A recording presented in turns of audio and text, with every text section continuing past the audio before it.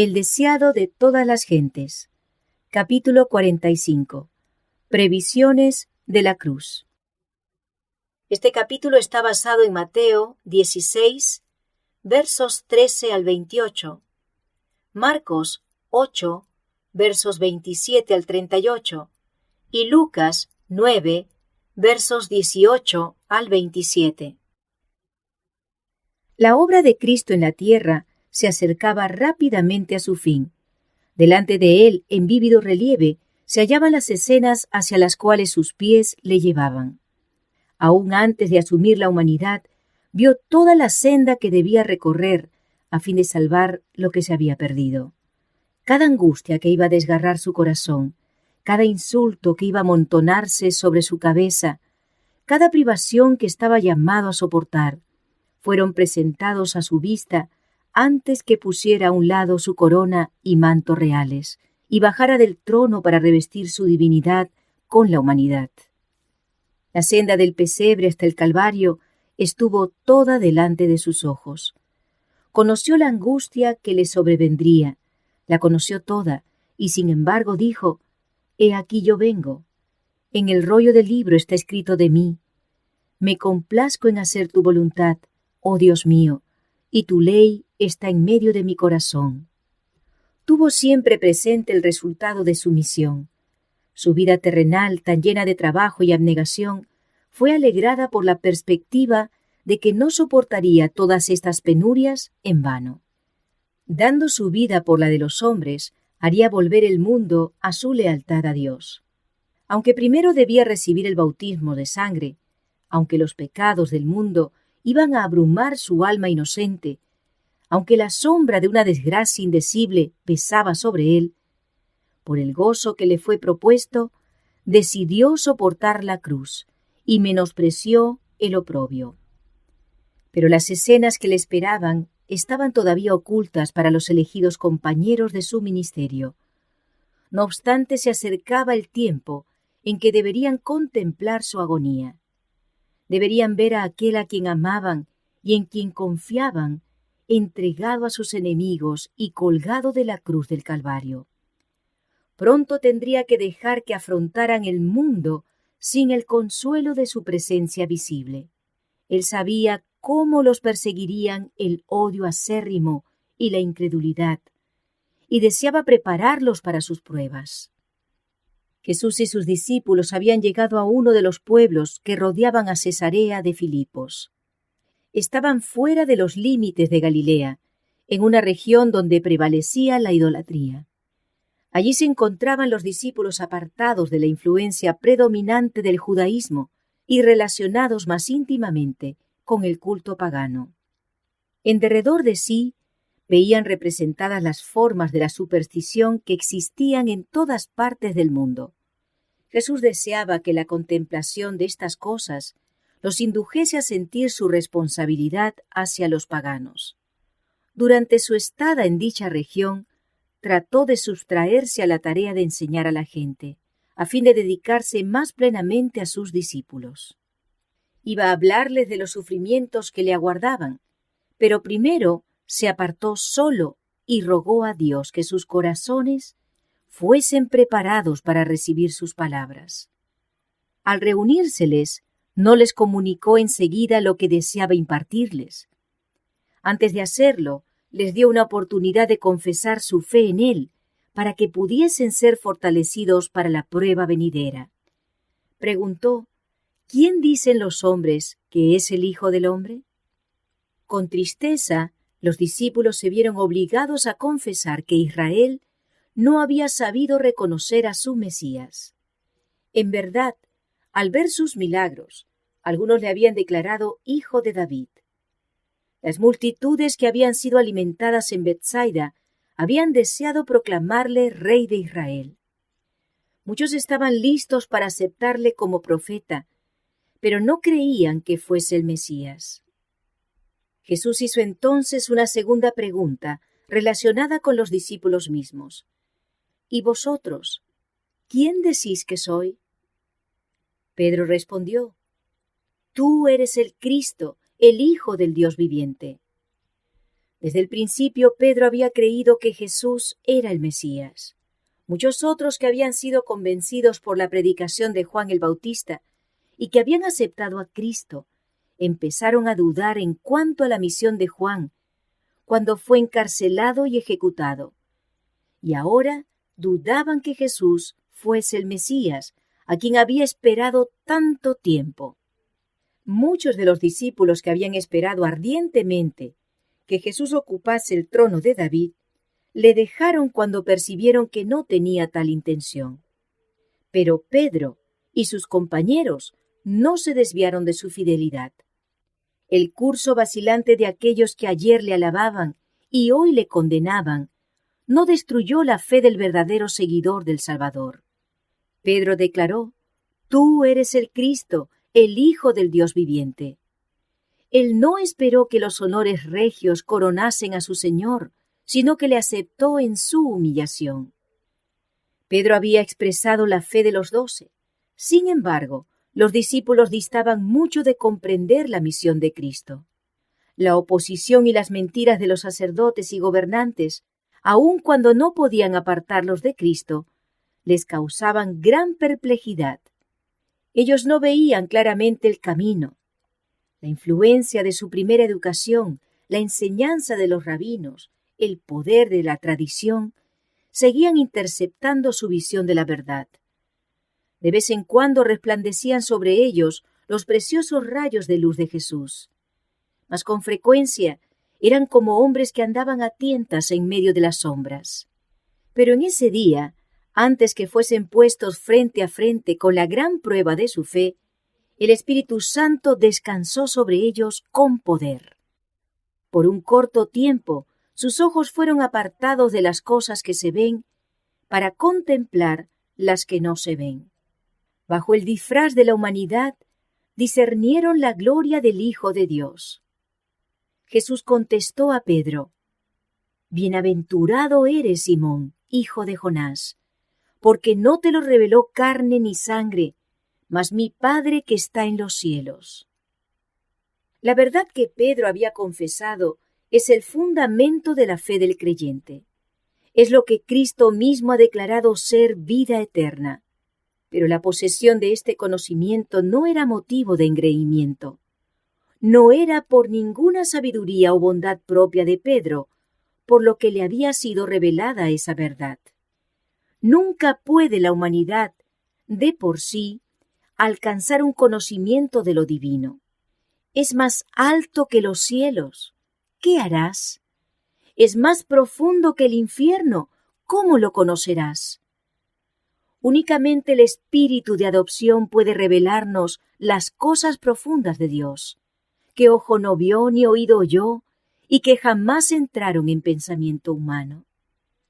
Pero a nosotros nos la ha revelado Dios por medio de su Espíritu, porque el Espíritu escudriña todas las cosas, y aun las cosas profundas de Dios.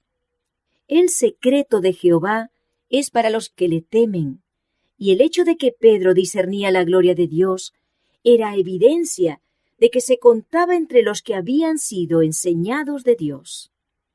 ¡Ah, en verdad! Bienaventurado eres, Simón, hijo de Jonás, porque no te lo reveló carne ni sangre. Jesús continuó: «Mas yo también te digo que tú eres Pedro, y sobre esta piedra edificaré mi iglesia, y las puertas del infierno no prevalecerán contra ella». La palabra Pedro significa piedra, canto rodado. Pedro no era la roca sobre la cual se fundaría la iglesia. Las puertas del infierno prevalecieron contra él cuando negó a su Señor con imprecaciones y juramentos. La iglesia fue edificada sobre aquel contra quien las puertas del infierno no podían prevalecer. Siglos antes del advenimiento del Salvador, Moisés había señalado la roca de la salvación de Israel. El salmista había cantado acerca de la roca de mi fortaleza. Isaías había escrito: «Por tanto, el Señor Jehová dice así: He aquí que yo fundo en Sión una piedra, piedra de fortaleza, de esquina, de precio, de cimiento estable.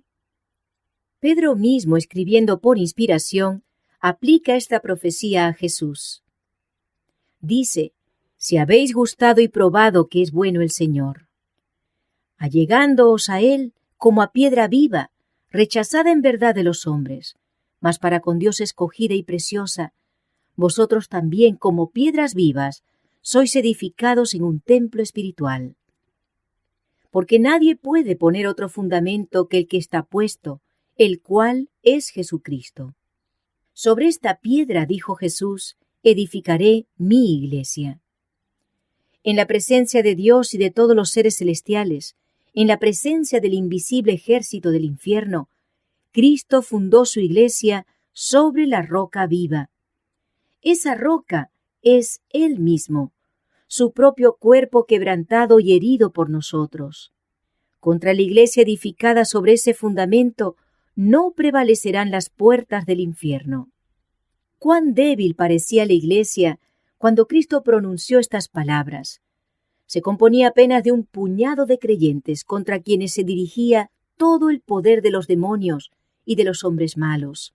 Sin embargo, los discípulos de Cristo no debían temer. Edificados sobre la roca de su fortaleza, no podían ser derribados. Durante 6.000 años, la fe ha edificado sobre Cristo. Durante 6.000 años, las tempestades y los embates de la ira satánica han azotado la roca de nuestra salvación, pero ella sigue inconmovible. Pedro había expresado la verdad que es el fundamento de la fe de la Iglesia, y Jesús le honró como representante de todo el cuerpo de los creyentes. Dijo: a ti daré las llaves del reino de los cielos, y todo lo que ligares en la tierra será ligado en los cielos, y todo lo que desatares en la tierra será desatado en los cielos. Las llaves del reino de los cielos son las palabras de Cristo. Todas las palabras de la Santa Escritura son suyas y están incluidas en esa frase. Esas palabras tienen poder para abrir y cerrar el cielo. Declaran las condiciones bajo las cuales los hombres son recibidos o rechazados. Así la obra de aquellos que predican la palabra de Dios tiene sabor de vida para vida o de muerte para muerte. La suya es una misión cargada de resultados eternos. El Salvador no confió la obra del Evangelio a Pedro individualmente. En una ocasión ulterior, repitiendo las palabras que fueron dichas a Pedro, las aplicó directamente a la iglesia. Y lo mismo fue dicho en sustancia también a los 12 como representantes del cuerpo de creyentes. Si Jesús hubiese delegado en uno de los discípulos alguna autoridad especial sobre los demás, no los encontraríamos contendiendo con tanta frecuencia acerca de quién sería el mayor. Se habría sometido al deseo de su maestro y habrían honrado a aquel a quien él hubiese elegido. En vez de nombrar a uno como su cabeza, Cristo dijo de los discípulos: no queráis ser llamados rabí, ni seáis llamados maestros, porque uno es vuestro maestro, el Cristo. Cristo es la cabeza de todo varón. Dios, quien puso todas las cosas bajo los pies del Salvador, diólo por cabeza sobre todas las cosas a la Iglesia, la cual es su cuerpo, la plenitud de aquel que hinche todas las cosas en todos. La Iglesia está edificada sobre Cristo como su fundamento. Ha de obedecer a Cristo como su cabeza. No debe depender del hombre, ni ser regida por el hombre. Muchos sostienen que una posición de confianza en la Iglesia les da autoridad para dictar lo que otros hombres deben creer y hacer. Dios no sanciona esta pretensión. El Salvador declara: todos vosotros sois hermanos. Todos están expuestos a la tentación y pueden errar. No podemos depender de ningún ser finito para ser guiados. La roca de la fe es la presencia viva de Cristo en la Iglesia. De ella puede depender el más débil, y los que se creen los más fuertes resultarán los más débiles, a menos que hagan de Cristo su eficiencia. Maldito el varón que confía en el hombre y pone carne por su brazo. El Señor es la roca cuya obra es perfecta. Bienaventurados todos los que en Él confían. Después de la confesión de Pedro, Jesús encargó a los discípulos que a nadie dijeran que Él era el Cristo. Este encargo fue hecho por causa de la resuelta oposición de los escribas y fariseos. Aún más, la gente y los discípulos mismos tenían un concepto tan falso del Mesías que el anunciar públicamente su venida no les daría una verdadera idea de su carácter o de su obra. Pero día tras día se estaba revelando a ellos como el Salvador, y así deseaba darles un verdadero concepto de sí como el Mesías. Los discípulos seguían esperando que Cristo reinase como príncipe temporal. Creían que si bien les había ocultado durante tanto tiempo su designio, no permanecería siempre en la pobreza y oscuridad, que debía estar acercándose el tiempo en que establecería su reino. Nunca creyeron los discípulos que los sacerdotes y rabinos no iban a cejar en su odio, que Cristo sería rechazado por su propia nación, condenado como impostor y crucificado como malhechor. Pero la hora del poder de las tinieblas se acercaba, y Jesús debía explicar a sus discípulos el conflicto que les esperaba. Él se entristecía al pensar en la prueba.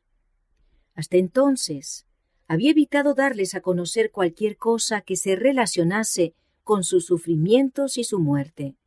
En su conversación con Nicodemo había dicho: como Moisés levantó la serpiente en el desierto, así es necesario que el Hijo del Hombre sea levantado, para que todo aquel que en él creyere no se pierda, sino que tenga vida eterna. Pero los discípulos no lo habían oído, y si lo hubiesen oído, no lo habrían comprendido. Pero ahora habían estado con Jesús, escuchando sus palabras y contemplando sus obras, hasta que, no obstante la humildad de su ambiente y la oposición de los sacerdotes y del pueblo, podían unirse al testimonio de Pedro: tú eres el Cristo, el Hijo del Dios viviente. Ahora había llegado el momento de apartar el velo que ocultaba el futuro. Desde aquel tiempo comenzó Jesús a declarar a sus discípulos que le convenía ir a Jerusalén y padecer mucho de los ancianos y de los príncipes, de los sacerdotes y de los escribas, y ser muerto y resucitar al tercer día. Los discípulos escuchaban mudos de tristeza y asombro. Cristo había aceptado el reconocimiento de Pedro cuando le declaró Hijo de Dios, y ahora sus palabras, que anunciaban sus sufrimientos y su muerte, parecían incomprensibles. Pedro no pudo guardar silencio, se asió de su maestro, como para apartarlo de su suerte inminente, exclamando: Señor, ten compasión de ti. En ninguna manera esto te acontezca. Pedro amaba a su Señor, pero Jesús no le elogió por manifestar así el deseo de escudarle del sufrimiento. Las palabras de Pedro no eran de naturaleza que fuesen de ayuda y solaz para Jesús en la gran prueba que le esperaba. No estaban en armonía con el misericordioso propósito de Dios hacia un mundo perdido, ni con la lección de abnegación que Jesús había venido a enseñar por su propio ejemplo. Pedro no deseaba ver la cruz en la obra de Cristo. La impresión que sus palabras hacían se oponían directamente a la que Jesús deseaba producir en la mente de sus seguidores. El Salvador fue movido a pronunciar una de las más severas reprensiones que jamás salieran de sus labios. Quítate de delante de mí, Satanás. Me eres escándalo, porque no entiendes lo que es de Dios, sino lo que es de los hombres. Satanás estaba tratando de desalentar a Jesús y apartarle de su misión, Y Pedro, en su amor ciego, estaba dando voz a la tentación. El príncipe del mal era el autor del pensamiento. Su instigación estaba detrás de aquella súplica impulsiva. En el desierto, Satanás había ofrecido a Cristo el dominio del mundo, a condición de que abandonase la senda de la humillación y del sacrificio. Ahora estaba presentando la misma tentación al discípulo de Cristo. Estaba tratando de fijar la mirada de Pedro en la gloria terrenal, a fin de que no contemplase la cruz hacia la cual Jesús deseaba dirigir sus ojos. Por medio de Pedro, Satanás volvía a apremiar a Jesús con la tentación. Pero el Salvador no le hizo caso. Pensaba en su discípulo. Satanás se había interpuesto entre Pedro y su maestro, a fin de que el corazón del discípulo no fuese conmovido por la visión de la humillación de Cristo en su favor. Las palabras de Cristo fueron pronunciadas no a Pedro, sino a aquel que estaba tratando de separarle de su Redentor. «Quítate de delante de mí, Satanás. No te interpongas más entre mí y mi siervo errante. Déjame llegar cara a cara con Pedro, para que pueda revelarle el misterio de mi amor». Fue una amarga lección para Pedro, una lección que aprendió lentamente, la de que la senda de Cristo en la tierra pasaba por la agonía y la humillación. El discípulo rehuía la comunión con su Señor en el sufrimiento, pero en el calor del horno había de conocer su bendición. Mucho tiempo más tarde, cuando su cuerpo activo se inclinaba bajo el peso de los años y las labores, escribió: «Carísimos, no os maravilléis cuando sois examinados por fuego, lo cual se hace para vuestra prueba, como si alguna cosa peregrina os aconteciese. Antes bien, gozaos en que sois participantes de las aflicciones de Cristo, para que también en la revelación de su gloria os gocéis en triunfo». Jesús explicó entonces a sus discípulos que su propia vida de abnegación era un ejemplo de lo que debía ser la de ellos. Llamando a su derredor juntamente con sus discípulos a la gente que había permanecido cerca, dijo: «Si alguno quiere venir en pos de mí, niéguese a sí mismo y tome su cruz cada día y sígame». La cruz iba asociada con el poder de Roma. Era el instrumento del suplicio mortal más cruel y humillante. Se obligaba a los más bajos criminales a que llevasen la cruz hasta el lugar de su ejecución, y con frecuencia, cuando se la estaban por poner sobre los hombros, resistían con desesperada violencia hasta que quedaban dominados y se ataba sobre ellos el instrumento de tortura. Pero Jesús ordenaba a sus discípulos que tomaran la cruz para llevarla en pos de él.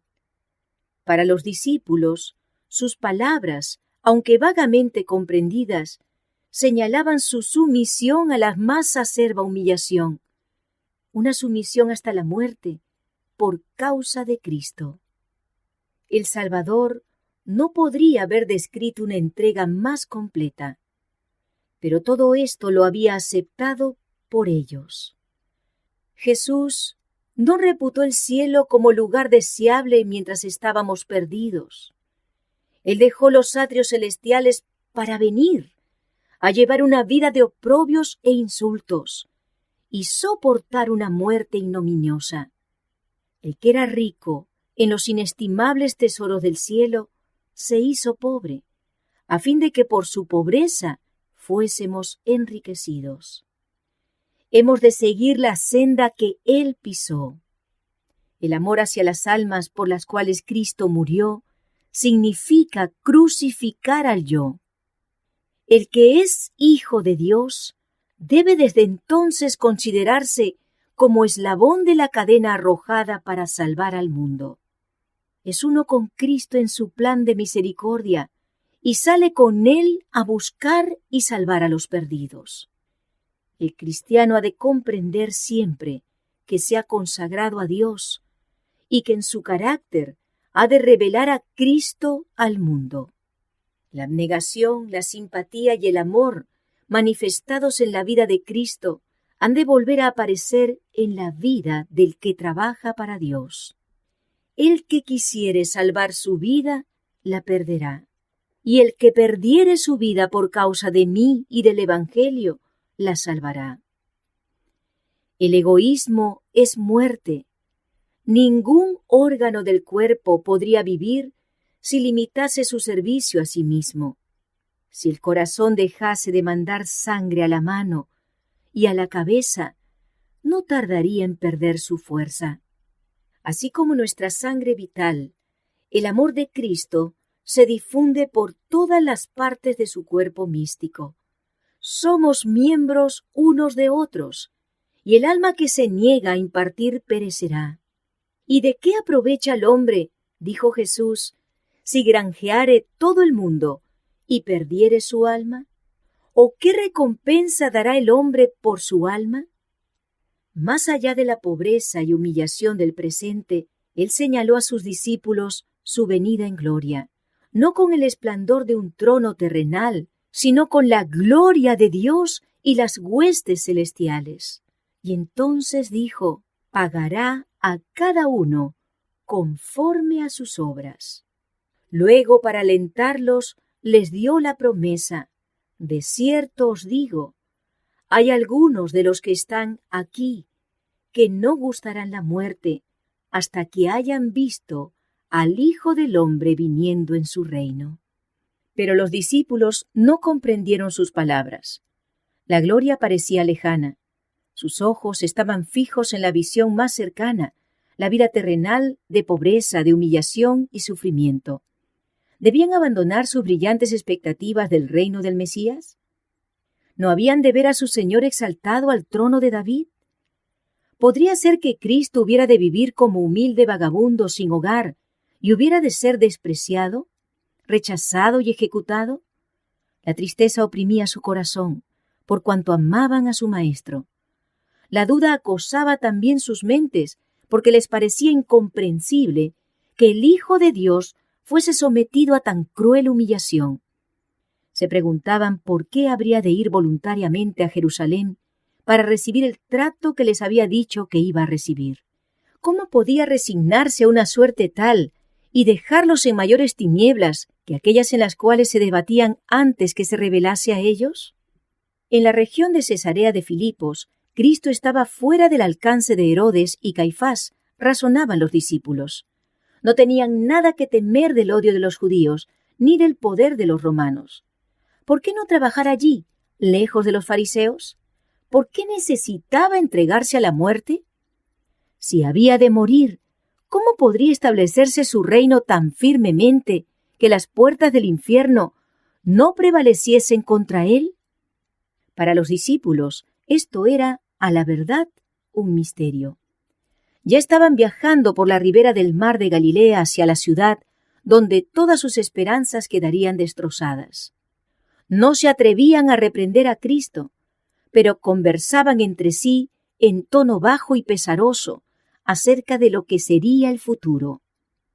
Aún en medio de sus dudas, se aferraban al pensamiento de que alguna circunstancia imprevista podría impedir la suerte que parecía aguardar a su Señor. Así se entristecieron y dudaron, esperaron y temieron durante 6 largos y lóbregos días.